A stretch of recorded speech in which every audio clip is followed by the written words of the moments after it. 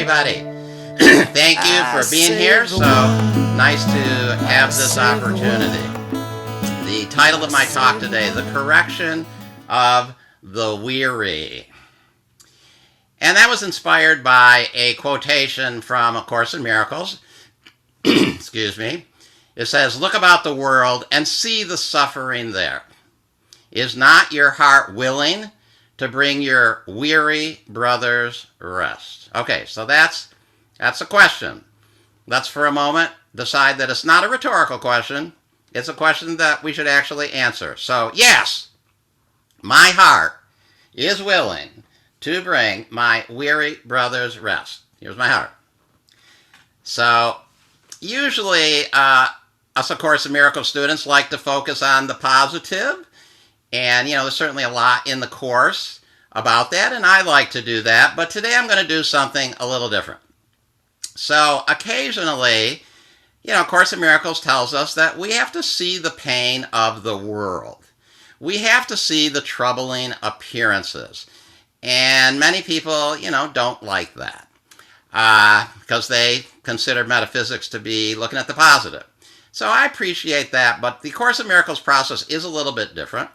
And I am reminded of the fact that Jesus, during his life, as at least the stories come down from the Bible, he did see the pain of the world, and he did acknowledge it. And that's why he had compassion. And that was one of the reasons why so many people connected with him, was because he actually did show them compassion. Natalie, who works in the office with me, who chooses the pictures that we use on the program, and in the Sunday announcement, she chose this picture, which I really love. It's a great painting of the woman who had such faith, but was so weary. But all she wanted to do was to touch Jesus' robe. She knew that if she just touched his robe, that would be enough, and that she would be healed. And that's what she did. And Jesus was aware that somebody had touched his robe. He felt the energy. And she was weary. And the world is weary. And I've been a little weary. And the Course uses that word. Here's another place. It says, "Yet it is time alone that winds on wearily. And the world is very tired now. It is old and worn and without hope. There never was a question of outcome. For what could change the will of God? But time, with its illusions of change and death, wears out the world and all things in it." And I've been aware of looking about the world and seeing the weariness lately. Okay, weary. What does weary actually mean? Let's look it up in the dictionary. One of my favorite things to do, weary, feeling or showing tiredness, especially as a result of excessive exertion or lack of sleep, reluctant to see or experience any more of it, tired of it. Okay, weary, after excessive exertion. Okay. A couple of weeks ago, I was walking down the street, and for those of you who live in San Francisco, you know, but those of you who don't live in San Francisco, you probably still know because it's a big news story. We have a very bad homeless problem here. We have a really bad homeless. Many cities have bad homeless problems, but San Francisco in particular has a bad homeless problem. And I was walking down the street, and there was a man, probably about 60 years old, who was defecating right on the street, right off the curb. And it was, hard to look at, and didn't want to stare at it for sure, but, and it was a little sad. And I felt sad for the man, but I felt sad for the city, and sad for all the homeless, and just sad for the situation in our society. And I thought about how sad it would be to not have a bathroom. I mean, just, that there are people that don't have a bathroom. And that felt sad to me. And the weariness of it all, registered in my consciousness. And the weariness of the homeless situation and how it just has gotten worse and worse and worse for the past 20 plus years here in San Francisco, and certainly the pandemic didn't help, made it even worse. Course in Miracles says, he seems a sorry figure, weary. There's that weary word again. Weary, worn, and threadbare clothing, and with feet that bleed a little from the rocky road he walks. No one but has identified with him, for everyone who comes here has pursued the path he follows and has felt defeat and hopelessness as he is feeling them. And I felt the defeat and the hopelessness in this sad man who had to go to the bathroom right on the street. And I felt, as I said, sad for my city of San Francisco, and I also felt sad that the city never seems to muster up the political will to do anything about it, anything effective about it. It just is not doing anything effective about it. And I'm aware, because I am well read, that there are cities that have way more effectively dealt with their homeless problems. Actually, Houston, Texas comes to mind. Houston, Texas has had a 54% reduction of homelessness since 2011. So in the last decade, over a period of a couple of different mayors, Houston has had a 54% reduction in homelessness. And it is becoming a model city in terms of what other governments could do. And I'm not going to get into everything that Houston has done. I'm not an expert on it, but I know they have done several things, and I've read about it. But there are programs that work. It's certainly working in Houston, and we're not doing anything like that in San Francisco. And we could, but we have to develop the political will, and it's getting weary. It's getting weary to witness. We have been putting up with it for a long time, and it just getting progressively worse. Okay, so in that quotation from workbook lesson number 191 that I started the talk out with, which was look about the world and see the suffering there, isn't your heart willing to give your weary brothers rest? The next line says this: they must await your own release. They stay in chains till you are free. Till you are free. They suffer pain until you have denied its hold on you. They die till you accept your own eternal life. So freedom is all tied up with this. And there is nothing more wearying than not having freedom. Nothing is more wearying than not having freedom. And so it's caused me this past week to really look at some things and to look at how am I not free and how am I participating in that lack of freedom, or maybe just how am I accepting that lack of freedom and challenging me to do something about it. Remember I talked last week about do something, do something. So I'm doing something about it. So this past week, I've had to make some choices, and this past week I'm really aware that my freedoms are being taken away. And I can no longer eat inside restaurants in San Francisco. I can no longer go to a gym in San Francisco. I can no longer go to a movie theater in San Francisco. I don't have the proper papers to show them. Now, I don't really mind eating outdoors, mostly. You know, the weather's fairly temperate in San Francisco. And the restaurants don't particularly embarrass you. They usually ask you things like, would you like to seat indoors or outdoors? And then you say, well, I'll seat outdoors. And so, you know, they seat you outdoors. So it's not particularly embarrassing. But during this past week, when I have done that a couple of times, and I look around, I'm quite aware that this is segregation. And we are segregating a certain segment of the population because of the same reason we segregated African Americans for decades. It was because there was a belief that being around them too close in the wrong situations would be unhealthy, we believed African Americans had diseases and they needed to be separate. They needed their own sections of the restaurant. They needed their own sections on the bus.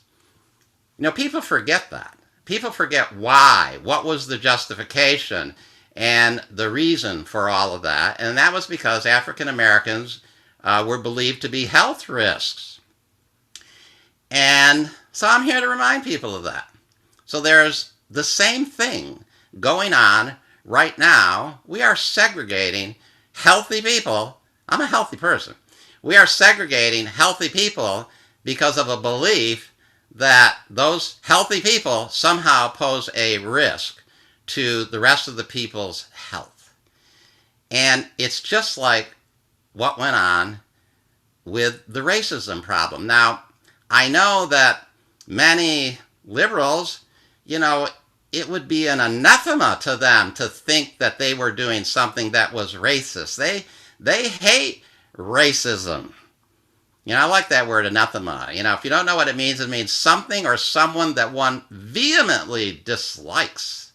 Something or someone that you vehemently dislike. So most of my liberal friends, and I've considered myself to be a liberal most of my life, most of my liberal friends vehemently dislike racism, vehemently dislike segregation, yet I see more and more of them aligning themselves up with the same policies that segregated people for the exact same reasons.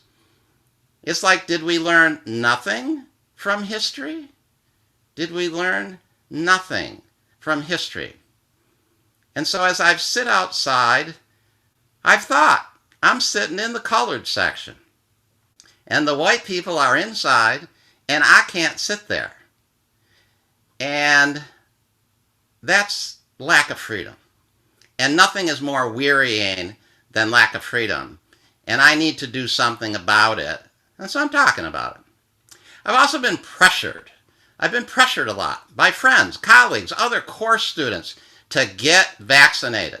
And the implication is that I'm uninformed, or that I'm naive, or that perhaps I'm just listening to conservative, dangerous political propaganda, and I just really don't know what I am doing. And it's just more of demonizing the other side. The liberals demonize the conservatives demonize the liberals, everybody demonizes the other side, and somehow not getting vaccinated has now become a conservative thing, that it's conservative politically. But I think my liberal friends are forgetting that the reason we have vaccines, and we got them so fast, was because of President Trump.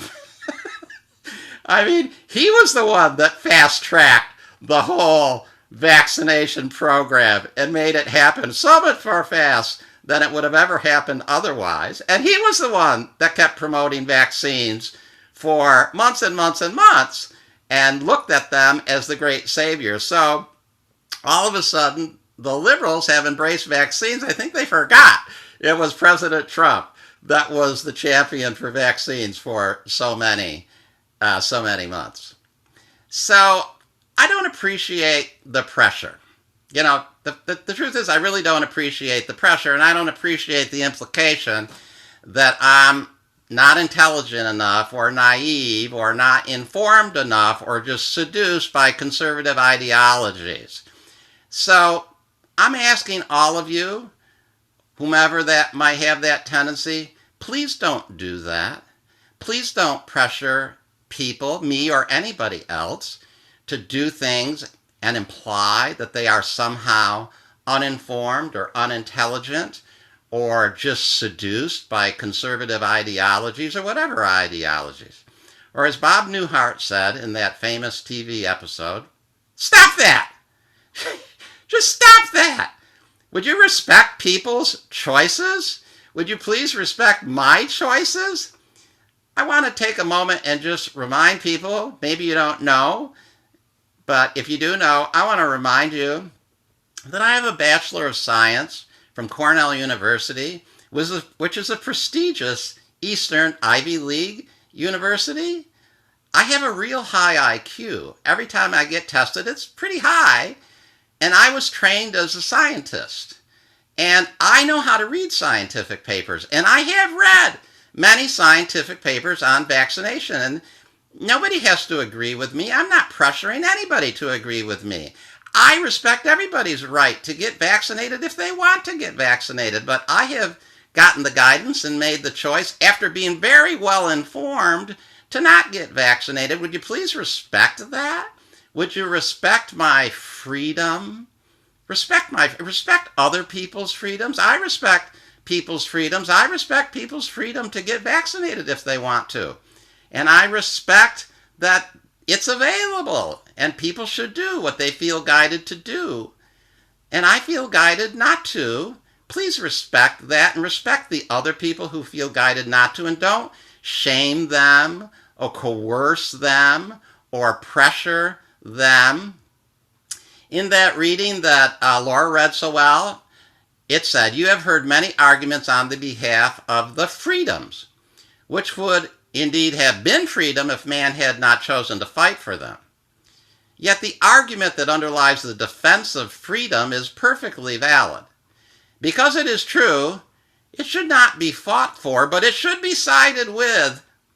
Okay, we don't fight for freedom. That's slipping over into the other territory, but we should side with freedom. A Course in Miracles students should be siding with freedom. And the correction for the weariness of the world is siding with freedom. Because not having freedom is very, very wearying.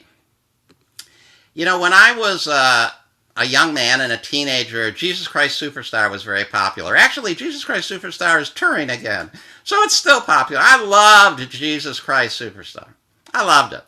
And I've seen it many, many times, and the movie, of course, many times, but also wonderful theatrical productions of it I've seen, and I'm always inspired by Jesus Christ Superstar. Okay, in Jesus Christ Superstar, Jesus, the character of Jesus, sings a lament in the Garden of Gethsemane right before he gets taken away. And the name of the song is Gethsemane. And he's pleading with God not to have to go through this. And he's talking about his ministry and that, you know, when he started, these are the lyrics. He goes, "Then I was inspired. Now I'm sad and tired." He's weary. "Listen, surely I've exceeded expectations. I tried for 3 years. Seems like 30. So he's lamenting on his 3-year ministry that it just hasn't had enough effect. And it just hasn't produced the results. And he's weary. And so by a factor of 10, his 3 years seem like 30. And so if I was to sing this song, I would have to say I've tried for 35 years. And if I'm multiplying it by a factor of 10, it seems like 350. It seems like 350, and we don't know to side with freedom? Come on. You know, later in the song, towards the end of the song, he says, "I've tried for 3 years, seems like 90. Okay, now it's increased to a factor of 30. So I've tried for 35 years, seems like 1,050. It seems like a millennia. And we don't know to side with freedom. We miracle students don't know to side with freedom. We are pressuring people to do things. We are trying to guilt and shame and coerce them to do things. Where's the siding with freedom? The Course also says this about freedom. Those who are against freedom believe that the outcome will hurt them, which cannot be true. But those who are for freedom, even if they are misguided in how they defend it, are siding with the one thing in this world which is true. So I'm siding with freedom today. Maybe I'm misguided in how I'm doing it, but I am siding with the one thing that definitely is true. And if you somehow think that limiting people's freedoms is the solution, it can't be true. I've stood for freedom my whole ministry. I stood for relationship freedom. I stood for sexual freedom. And I will continue to side with freedom, and I side with everybody's freedom to get vaccinated if they believe vaccination will help them. I will definitely side that. And if you believe now, as they're saying, that another booster shot after you've already had 2 is going to help you, I will side with your freedom to get that 3rd booster shot. And in 6 months, when they tell you another booster shot is needed, I will side with your freedom to get that 4th booster shot, and then that 5th booster shot, and then that 6th booster shot. And at some time you feel like you've had enough, I'm here for you to have another conversation with. And until then, you are free to do whatever you feel you want to do. You know, the vaccinations don't always work. One of our members and a friend and a teacher, John Mundy, most of you know who John Mundy is. He just got out of the hospital. 2 weeks, incredibly sick. Most doctors keep telling him, you're lucky to be alive. He just got off oxygen. He's lost a tremendous amount of weight. He's very frail, but he's getting better. And one of the reasons he's getting better, because he's been on our prayer healing list for the past month, and we've been praying for him. So we're happy that you're getting better, John. John was fully vaccinated. John was fully vaccinated. Reverend Jesse Jackson, currently in the hospital, very ill, fully vaccinated. The vaccinations don't always work. Why do you think they want you to get a booster? Because the vaccinations aren't working as well as they had hoped. What we were told, vaccination was going to bring us back to normalcy. Hasn't particularly worked, but that's okay. Things sometimes don't work. Get vaccinated if you want to. But stop the coercion and the pressure and the projecting of shame and guilt. Look at history, please. Learn from history. When, in the history of the world, were the people that were forcing people to do something and coercing people to do something and to pressuring people to do something, when were they ever the good guys? Never. It is never the good guys that pressure, cajole, shame, and guilt people into doing things.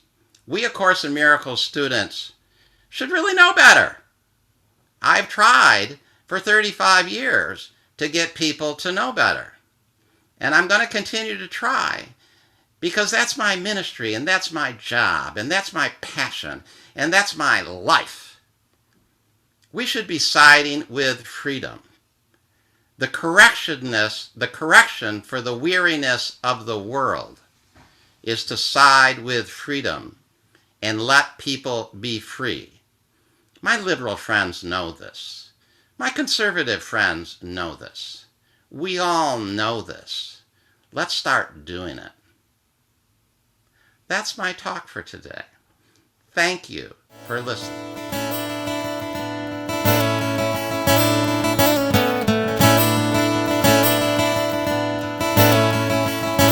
Open my eyes to see. Woke up my head to beat. Woke up my heart to be free. Woke up our world, you and me. I've opened up my heart. I'm at the start. I save the world. I save the world. I save the world. I save